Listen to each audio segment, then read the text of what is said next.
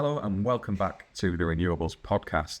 We're going to cut straight back to the chat with Jordan, where Sam had just asked him what his plans are for the future with Artisan Electrics. Let's get straight back to discussion and see what's going on. Just to interject today's show, we want to speak to you about another awesome product from Proteus, and that is the Type B RCBO that they've just brought out, Sam. We saw that in person on the podcast we did with Proteus, and again, it's helping us as installers, isn't it? Oh, it's unbelievable how they have managed to engineer it to fit it all within a single module. I remember fitting the ones that are about 3 or 4 modules wide. How they've managed to engineer that into one module is an absolute... I don't know how they've done it, but it's fantastic that they have. They have, and it's bi-directional as well. So again, thinking of us as installers for those PV and EV systems. And that is why we are so proud and honoured to be sponsored by Proteus on the Renewables podcast. But let's get back to the show. Yeah, we've still got a lot of growth to do in the solar and battery side, I think, at the moment. So we're seeing now where we're heading is really to focus on the bigger installs. You know, we're never going to compete with the sort of octopuses of the world with these little 8-10 panel systems or whatever. That's not what we're about. So we're really focusing on how can we get these more bespoke, bigger projects over the line for customers. So that's where we're heading, and also commercial now as well. So I was doing a commercial site visit this morning for a sort of 300 panel system on a big warehouse. And those are the projects where I think we can shine a bit more, and where, the value in having, that attention to detail and the customers who want to pay a bit more for quality, that's where you can really win. Versus just trying to compete with this sort of race to the bottom of people who just lashing in loads of small installs of really, really cheap products. So, yeah, that's where we're focusing at the moment. But we're always looking at what's kind of coming up on the market. So one thing that's in my mind a little bit is heat pumps and electric boilers and stuff. But I'm not sure where we might go with that. More the electric boiler side, maybe we might start to dip our toes in the water. But I think first we've still got so many kinks to iron out in the business in terms of just getting the renewables, the solar and battery side, really, really flying smoothly. So at the moment, I'm just really laser focused on that, and then just keeping the pipeline flowing, because what it's like. You miss a week of doing quotes or something, then 3 months later you feel it. That's where I am now. That's where I am. We've had that, the last few weeks have been a bit like that for us as well. I don't know what it is, the summer or whatever, but there's just, and a couple of things have not fallen into place. So we're waiting on a few things on projects. Got a decent pipeline for 2-3 months ahead, but there's a couple of weeks where it's just a bit quiet. And I think that is because 3 months ago I probably dropped the ball and I wasn't sending out into quotes. You're always paying it forward, aren't you? That's the thing. And I think it's really interesting that you mentioned about the commercial side, because that's a similar aspect. I've spoken to you privately a lot about that, Mark, because he knows everybody. He knows everyone, does Mark. But speaking to people in that area, I think that is the area that will weather any storm a lot better than the domestic side of things, because like I mentioned, if the VAT goes up, that doesn't affect a business, but that affects a homeowner. So that's a positioning that we're looking at as well. And we've also been chatting to a lot of people about heat pumps, and I think that's where it'll go. But the interesting point that I want to ask you about this, Mark, as well, is that I feel like as prices drop in domestic world for solar and battery, do you feel that starts to give the consumers even less choice, because there are these big players like Octopus that are very, very hard to compete? We've lost probably 2 EV chargers this week to Octopus. Do you feel like that sort of shrinks the competition in that area, because companies like ourselves are maybe going, well, we don't want to be part of it anymore? I think that's a good point. Jordan, he's saying you don't want anything to do with that. One of the things we looked at doing as a company, because my employees are really keen on the whole net zero thing and trying to help more people access this stuff. The premium installs I really enjoy doing. I think they're really nice. But the mass market to all of this is people kind of at the working class and lower level, if you like, and they don't have the budget for that kind of installation. So it's trying to cover those bases because we want to be part of that. But equally, like you just said, we can't compete on price with the likes of energy retailers. I won't name one in particular as you have, Sam. There's a few of them doing it. Yeah. And historically, you had the likes of First for Solar who've gone out of business. We've taken on a couple of their installs that weren't the best already, having only been in this industry a couple of years. So it's really challenging, and you're dead right. The options for those people at that level are going to be smaller because the likes of Artisan Electrics, Oval Renewables are not pitching into that pool, and that's a massive shame. What the solution to that is, I don't know, because you're not going to compete with those energy retailers at that level. They've got the huge purchasing power. They can offer deals to the consumers to tie them into energy tariffs over a longer term to finance some of these solar installs. They've got the manpower. It's not really aimed at smaller, more bespoke contractors, is it? That's maybe the reality of the market. This is a battle that I have internally a lot, Mark, because I'd love to be able to offer 5-star electrical service to like everyone, and that's the problem. Is, to be honest, our biggest amount of quotes that are not accepted is just because people can't afford us. It's not because they don't want us. They'd love to have us work for them, but they just can't afford us because we're premium or whatever. But then you think, well, how could we become affordable, to everyone? And then it's a case of you've got to scale up massively, it's volume, and there's smaller margins, bigger volumes. And then you just get into this game that's just so kind of dangerous, and there's so much competition where you're having to lash out so many installs with such small margins to make any money. And the pressure to cut corners is there when things go wrong, warranty stuff. And it's just a really scary place to run a business.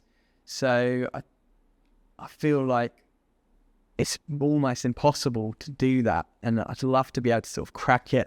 How could we do that? So you see it with the big energy retailers. They're offering it cheap. They're doing the volumes, but the quality's not there and the customer service is not there.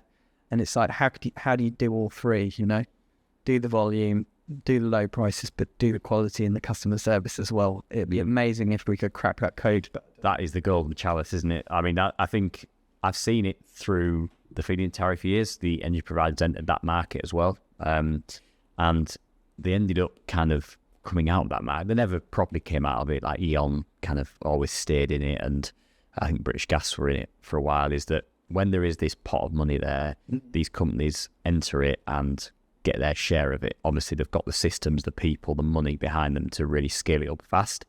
It's around probably the 3-year mark where stuff starts to go wrong with installs, like inverters start breaking down, panels start slipping off roof, broken tiles are revealed with water ingress. All these things take a little bit of time to actually filter through. And what happened with some of these companies that entered it was that actually the ag behind going back to all these installations meant that they just kind of didn't do them anymore. So even though we're seeing a lot of Octopus sweeping up a lot of these jobs, I don't know if they make money or not on these jobs, but they've got an ulterior motive to this, which is getting people to be locked into their energy tariff, which is probably where they and also the allowing them to aggregate their power along with a million other connected customers to play the energy market. So actually, whilst us three sat here need that job to pay us a profit of a margin that is probably different between all of our companies, that energy provider just needs the use of that customer's solar and battery system. And so that means that the margin could be half of what we look to make and bring that price down massively, but they get the full use through an energy tariff like we're all promoting with, charge up overnight, discharge at this time, get that back. That is effectively the superpower of all these systems, is that they're able to do that. And if you're the energy provider, you've got, you control both parts. So that's the difficult part. And it'll be interesting over the next few years to see if these little things start to come out the woodwork where they start to get a bad name because of quality. They might scale things up and it be okay, but very difficult for a company of that size to scale up that quickly, as we've all found how scaling up causes problems, to actually do it properly and not have these big issues that cause an ill feeling in the market, because I've seen it through the feed-in tariff. Well, somebody told me Octopus Creed tripled their revenue last year from the year before, and it's all about growth for them. It's all about getting that revenue up so they can get more investment, so that they can grow the valuation of the business. And so their biggest bottleneck was not getting enough installs in quick enough. So what they've done, they've gone and let's do the installs, get more customers on board. It makes sense from their business model point of view, but they may well be running at a loss on those installations, knowing that their overall valuation of the business is going up because they're getting more customers signing up to their maybe a 10-year deal to pay their system back over their, for example, looking at it 10 years. And that is just like us little guys. There's no way we could ever compete with that, right? So unless they pull out of that market or we find a way to differentiate ourselves, and what they say is go big, go niche, or go home. Right? And so I think like go niche is where we're at right now, and that's like works for us because we can control it and we know what we're doing, we know what we're aiming for, and we know what our sector of the market is. But otherwise, you've got to try and go big, and then you've got a lot more potential risk, isn't it? That's the risk that you incorporate into your business when you do that. I think with the energy retailers, I have no real problem with them doing it if they're playing it on a fair field. So if they're making financial decisions to invest in customers by giving them discounts on solar to become energy retailers, and if that's allowed in fair trading, then fine. I think that the difficulty comes when we all see the quality of installs that maybe wouldn't satisfy what MCS dictating, what the PAS documents dictating, and that doesn't feel fair. So maybe there's a pushback from MCS maybe and government where they need to be more involved in the assessment of these installations. And we get it now when we commission with a particular inverter manufacturer. I won't mention them, but we have to send pictures of the stuff we've installed for them to review to authorise the warranty, for want of a better phrase. Surely MCS could have something like that, where they're seeing pictures of isolators, distribution boards, inverters, and their location, and having those checked with software. Surely in 2024 they could do that. And then maybe there's a bit more accountability in the quality. So these big energy retailers all of a sudden have got to deliver stuff that's actually satisfying that without question on every job they do. And then that might leave them to increase their costs to cover that. I think it's who's got the sharpest teeth though, isn't it, a little bit? If you have Octopus that have already made some murmurings around not really respecting the MCS side of things, if MCS start kicking up a big stink, this is only my personal opinion, do Octopus go, you know what, we're just going to stop using you then? Well, they're the Labour Party at the minute, aren't they? I've seen Mr. Jackson, is it Greg, been down there to meet them and say nice things about them. So there's those links there at a political level. But, I think MCS formed from politics, didn't it? That's when that was first put together. Maybe it has to go back to its roots a little bit to help contractors. And I know there's the changes coming in January, which are looking at that a little bit to help smaller traders enter the solar industry. Because I think it'd be quite nice for these smaller companies, such as myself, as we were a few years ago, to have an opportunity to grow through renewables rather than some of these big energy retailers mopping up all the work and are not doing an especially good job when, there's a market there for people, I think. Last week I visited an electrician in France who does renewables. I went out to site with him for the day and did a fault find, and I was really picking his brains about how it works over there, with all the approvals and everything. And they have their version of MCS over there, but the interesting thing is it's run by a not-for-profit organisation, and every single install has to be physically checked by an installer. Right. Yeah. So there's way less bream for cowboys because somebody's physically going out there and checking the install, and that company who was employing that person to go out and check is a not-for-profit company. So they're not being incentivized to cut corners and save time by doing remote checks or whatever it might be. Their sole purpose in life is to make sure that the good quality installs are going in and things are corners not being cut. I think that's a really interesting way of doing it. And unfortunately here, MCS is a profitable business. NIC, profitable business. They're all money-making enterprises at the end of the day. So for better or for worse, I agree that they do good to some extent in what they do, but for better or for worse, there's always going to be this thing of them sometimes having to prioritize trying to make money over achieving the goal of improving the quality of jobs. Which is that who's got the sharpest teeth argument is that if that's going to really affect the business, how would that affect how they police that particular company to keep them on side? But it's a really interesting point that you've made there. How are these sort of renewables companies set up in France? You might not have any experience of it, and please feel free to say that, but can you see over in France these renewable specialists, or are they more electricians that also know how to do solar PV? No, there definitely are specialists out there.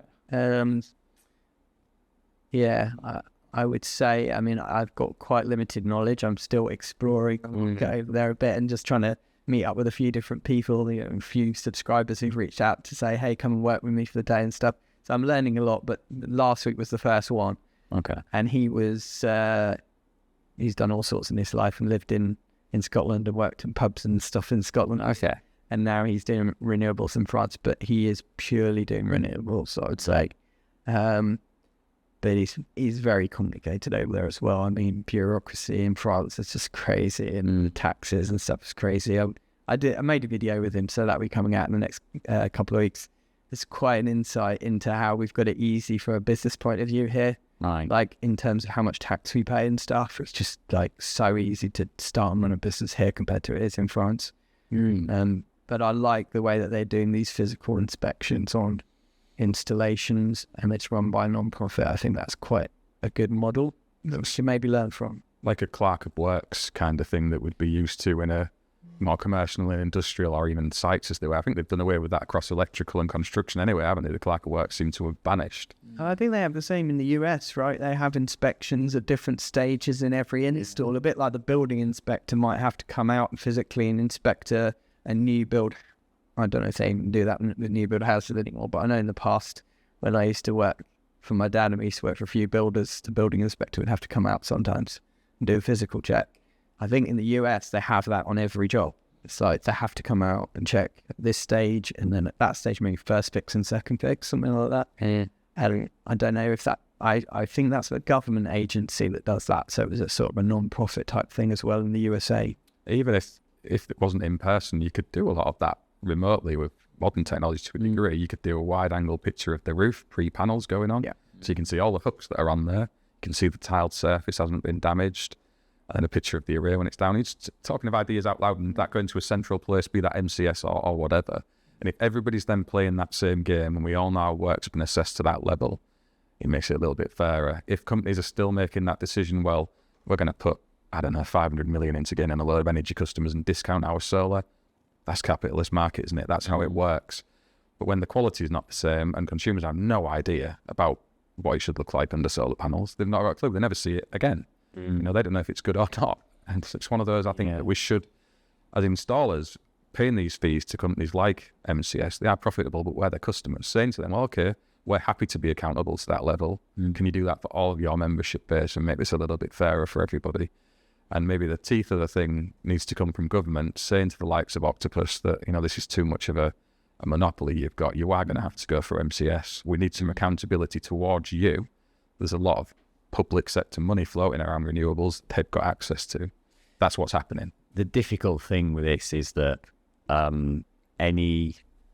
think Octopus probably knows, and this isn't trying to dig into Octopus too much, it's just the sounds like it does, yeah, please come on, Greg, is that anything done to slow down the integration and the installation of renewable technologies is such a hot political nightmare, isn't it? That if Octopus are far, that they know that they can't do what they like, but if government come in to go, look, you're going to have to do this, which is ultimately going to slow down the rollout, they can go, well, I thought you wanted net zero by X, and that's what we're doing. We're doing this for the good of the country, and I'm sure there will be that argument there, but they'll also be making a good load of money and making sure that as a business, they are profitable to their shareholders and everything else. So, yeah, I've often thought, I wonder how you actually go about slowing that down to increase the quality when it is such a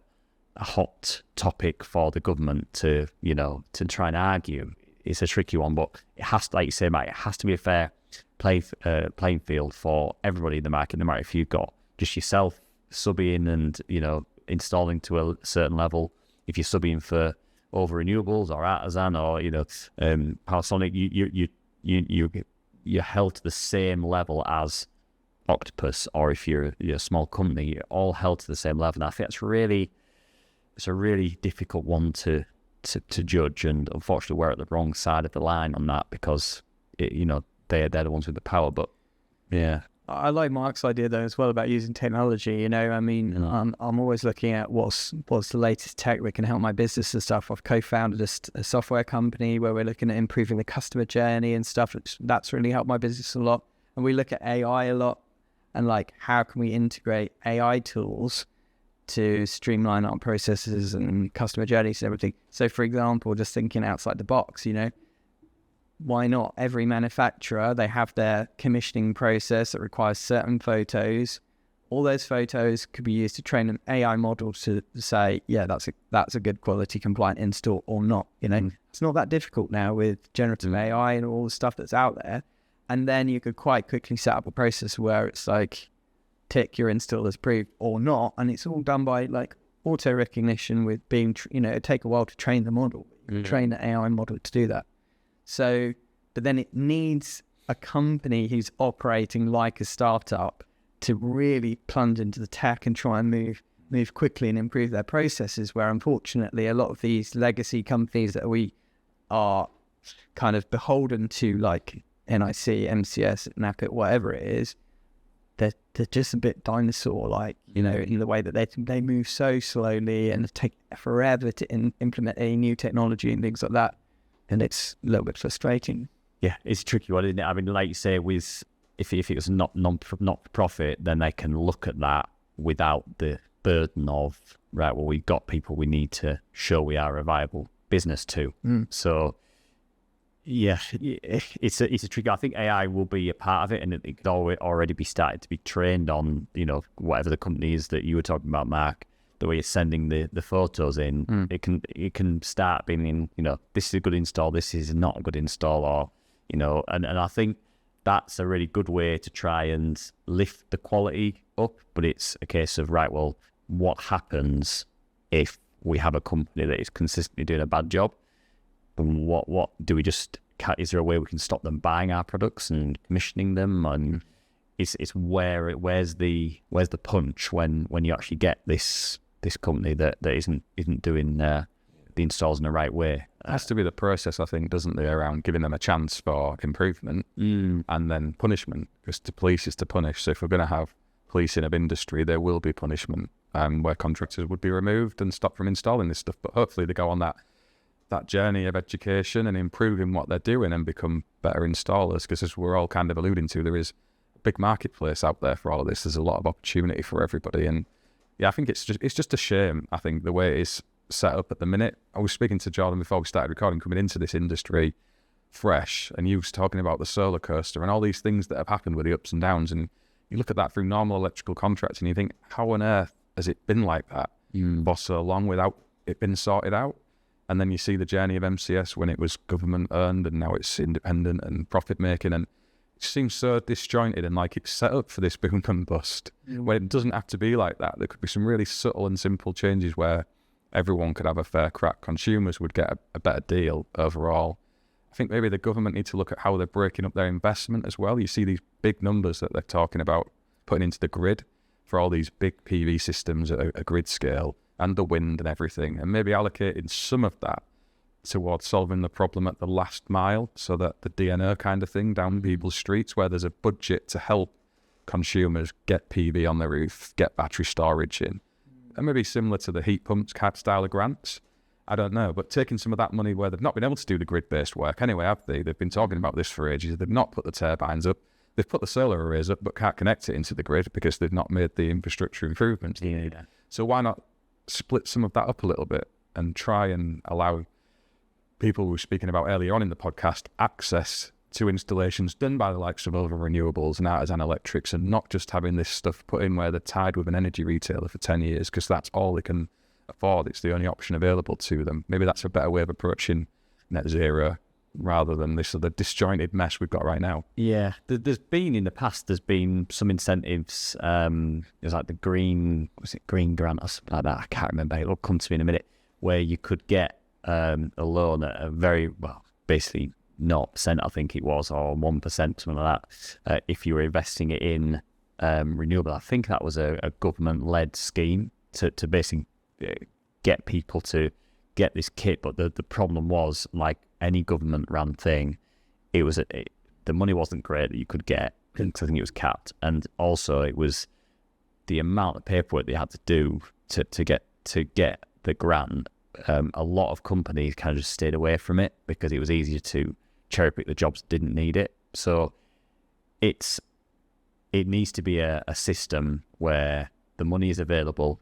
It needs to be checked to make sure it's being used correctly, but it's of a decent level where a decent installation can be done for that cost, because otherwise you get people coming in smashing 3 installs in a day to make it pay, like you were saying, John, about the low margins, high turnover of jobs, and you end up just with lots of installs, but all the installs being very, very poor, and then they end up pulling the funding because it's not being used correctly. So there's no silver bullet to this, but I think there are certain things that need to be watched, and ultimately the private sector is the one that really drives that change. I think the government sometimes can be so tied up in fairness and what's right to what's wrong to do. Sometimes it takes an octopus to push the boundaries and make us all moan, like we have done for the past half an hour on this about them, but ultimately rethink how we market. Like you were saying, John, the niche is a different angle you can go at this with, because I'm concerned if you do get like a 1 or 2 horse racing, certainly in domestic, that not only limits the choice of installer, but it limits the choice of equipment as well. And there's not just one shoe that fits all, but if it comes down to that particular company has got to deal with that particular inverter or that panel, that is basically what everyone's getting. And so that doesn't do any good for the market in the wholesale market, because all those wholesalers that are selling different equipment end up having to scrap that, and then it's not only the installers, the 1 or 2 horses left in the race that have a monopoly, it's also those manufacturers that have that as well. And so it's a really, really difficult line to tread, and I think it just needs to be watched, and collectively we need to try and think of a way to hold them to account, not stop them, but try and hold them to account, and like you say, Matt, make sure the fairness is there for everybody, because ultimately that'll be best for consumers as well. And that's things that it has to be best for consumers, because us little old electricians can moan and stuff, but at the end of the day, it's the customers out there who want to get this stuff installed. They want to improve the way that they use their energy at home and save money and all that, but they're getting sold. Often they're sold a dream that's not real. I mean, I went to visit a lady this afternoon, and she was sold one of these schemes under the Solar Together thing, council run. And it sounded like a great idea. The council, they put a message out to everyone in their area saying, hey, we're going to get a load of people to team up and all get solar, and then it'll be cheaper for everyone, But what really happens is they get bids from contractors to win the contract for, say, 1,000 installs or something. And whoever puts the lowest bid in wins it, or whoever has got a mate on the council or whatever maybe wins it. And then because they've not got 20, 30 teams, they sub it out to someone else, who subs it out to someone else, and the margins get smaller and smaller, and the corners get cut. And this one, the install just been completely lashed in by the original installer, never worked properly, never received a certificate. The installer actually went bust. So this is the company who'd won the contract for 1,000 installs or whatever, but they still obviously couldn't make enough money out of it to actually survive. Yeah. And then they went bust. Another company came in to try and salvage the pieces, and they left it in a mess as well.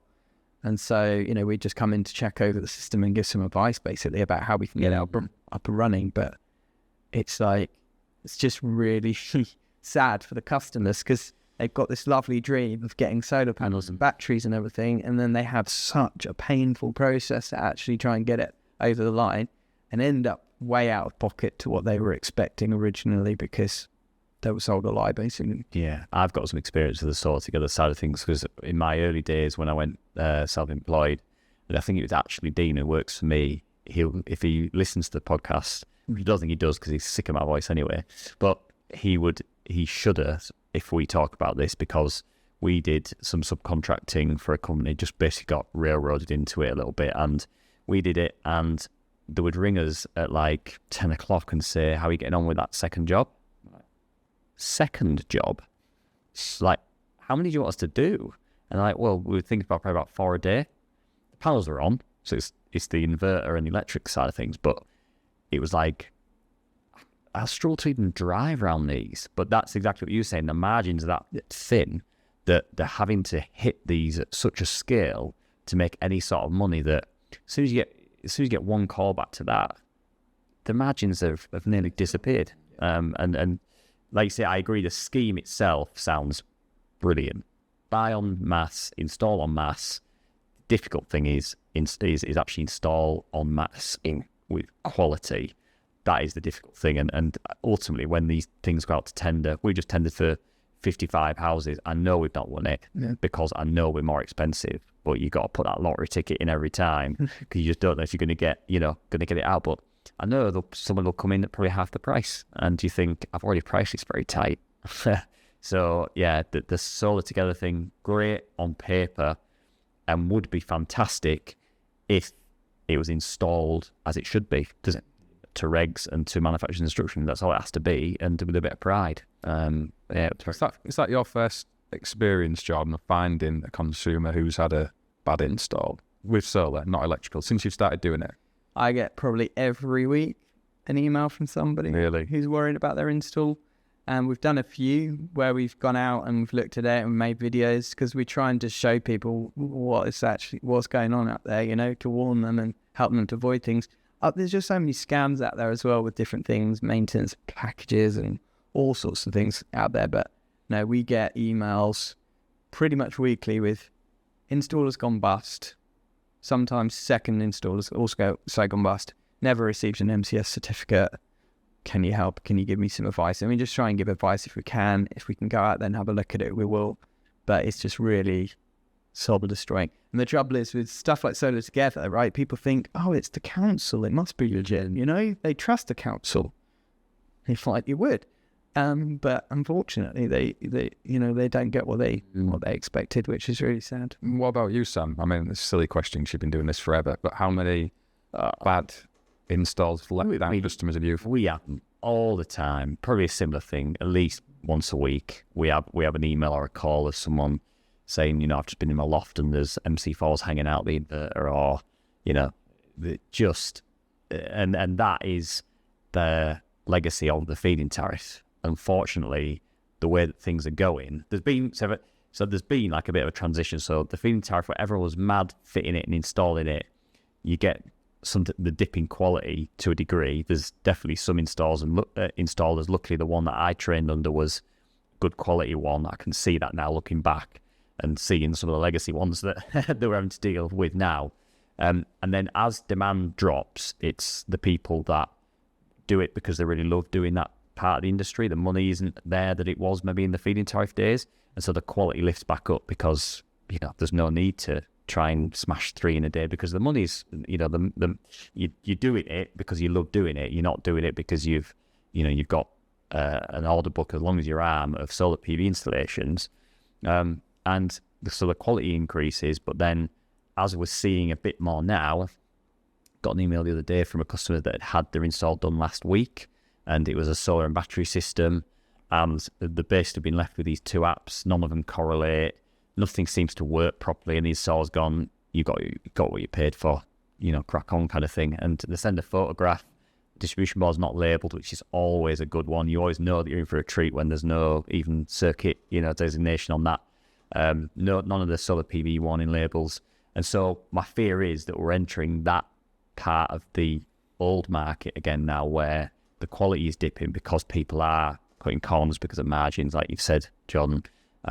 And we're going to enter that. And unfortunately, as I keep mentioning, I hope I'm not preempting a VAT rise, but something like that I think would be a big killer into the domestic side. As soon as that happens, I feel like it'll be companies, hopefully like ourselves, that'll be there getting the phone calls of saying, we had this fitted a year or 2 ago, never actually got any paperwork, but would you mind coming and checking it and seeing all this stuff again? And it all just replaying. And it's a shame that we haven't learned from that time of the feed-in tariff to actually make those changes, learning those lessons, but we just don't, unfortunately. I mean, I asked the question because I've seen it in the couple of years we've been doing it. We've taken on some first for solar jobs. One where the scaffold had been left up 9 months because the scaffolders went out of business. Another where they'd cracked the roof and it was actually going through a credit card insurance reclaim. All the tiles in the roof cracked. System not working. One of the batteries actually had a burnt out terminal. There was another one where they'd taken the landing floor up in someone's house and left it like that for 6 weeks before going bust. Customer contact. And the one I shared a reel actually last week, which was a really new one on me. Apparently, I think you replied saying this has happened a lot, but they've had door-to-door people going, and they've told this elderly lady that her solar panels weren't compatible with new inverters because they were German, and that her inverter was about to set on fire because it was so old and she should have it replaced. Gave her a quote for something like £6,900. Unfortunately, she phoned her daughter to ask. She nearly went ahead with it, and her daughter said, "Oh no, don't do that. Speak to someone else." We went and looked, and the system was fine. It looked like it had been installed quite well. It was an old inverter. It probably wouldn't hurt to replace it at some stage in the next few years, but it certainly wasn't about to set on fire. And the solar panels were perfectly compatible with the modern inverter. And this is the kind of thing that's going on out in industry. So it's trying to make consumers aware not to fall for that, because they must be getting the feed-in tariff register details from somewhere and going door to door on all those people, pitching to them, hoping to them to get business. So it's kind of trying to tackle all that off. And I think we've offered a few solutions between us three, chatting around this just now. I don't know if this already exists, but maybe an installer kind of, I don't know, committee or body or whatever that's separate to some of the existing trade organisations that can feed info back into MCS or something, I don't know, or directly link into MCS, because we're seeing this out on the front lines. We know what's going on. Can help them try and improve the ship a little bit or tighten the ship up a bit. Sounds like a pitch, that, Mark. I just get the chance. Top of my head, it's not something I would like to do or administer, to be fair. But there must be something where we get that voice that's listened to, because otherwise we just end up with this ever-repeating solar coaster where this boom and bust keeps repeating of public money causing these booms and then it all blowing apart and companies vanishing, as we've all seen. And it shouldn't be like that. No, it shouldn't be. And I'm hoping that one thing I get asked a lot is when I'm moaning on my social media about things that I see, I do that quite a lot, is that, well, don't worry, because in a few years there'll be a lot of work there to fix a lot of this kit. And you're like, yeah, when customers already spent all the budget on getting the system, they don't want to spend any more money to get it fixed. Yeah. And you will ultimately try and do the best deal you can, and you earn a very small amount for effectively doing the install right, which it should have been done originally. And I think that is going to be a massive industry over the next 10 years probably, but it's not a nice one like the whole solar boom is now. And it's ultimately left to the responsible companies to do all of that, and you feel a little bit like a fool for making these systems, compliant and be installed correctly when you could have just done the installation right from the start. But I mean, you two are both very transparent installers with your YouTube content. Obviously, Jordan's a superstar on YouTube with millions of followers or whatever he's got on there. But we both do it. We're trying to be transparent people, aren't we? Yeah. Have that visual. This is what we do every day.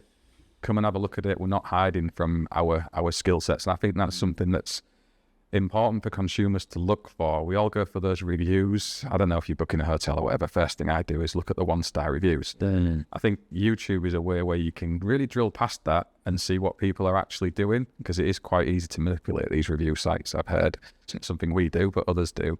So having that visual presence, if you are a consumer and you're looking for a good installer, you can find that information, see what they're doing, and don't just go for the cheapest price, I suppose. Yeah. Although, that being said, there was an interesting one that happened this week. I actually ended up quoting that against you. So did you? Yeah. I'm happy as well. I would have to. You're coming here, stealing our job. I had to significantly lower my price. Okay. But I beat you today. On the job. It was great. It was great having you. This episode's getting deleted. Yeah, that was an interesting one when I found out that it was you that I was calling you. Yeah, Corey, ex of your parish, has done that as well before. Has he? Yeah. But I guess that's the nature of YouTube. Putting out on YouTube. Yeah. The customers, they watch a few of us and they're like, oh, I'll put it out to all three and battle them against each other. Yeah, I'll get their name after this. I had that with Corey as well, actually. And to be fair, he told me, like, we're both pitching at the same customer. Yeah. Yeah, he told me. I was tempted to do it and I was like, no, you know what? I'm just going to Like, let's just keep it fair and let's just see what each other do, and then we'll talk about it after and have a chat to you about it later. Yeah. No, that's great. Well, yeah, great to have you on. I think we've about covered the time, actually. Jordan's got places to be, a man of his busy stature. Yeah, exactly. Yeah, thanks very much for coming on, Jordan, and giving us so much of your time. I know you're here doing a lot of different things. So, yeah, thanks very much for giving us so much of your time. Thanks for inviting me on. I think it's great what you guys are doing here. It's really interesting, and really appreciate you allowing me to chat. Yeah, some chats and time with you. Yeah, well, thanks very much. I'll let you lead us out, Mark. Yeah, no, it's been lovely to meet you, Jordan, spending time with you, having a good conversation outside of the podcast. But if anybody has got any questions about the things we've been talking about, please do drop them in below. If you've got the solution to a lot of the problems we've mentioned, the same. Get involved in the comments. Give us a thumbs up if you've enjoyed the podcast. And don't forget to subscribe to the channel. And otherwise, we'll see you next week. Thank you.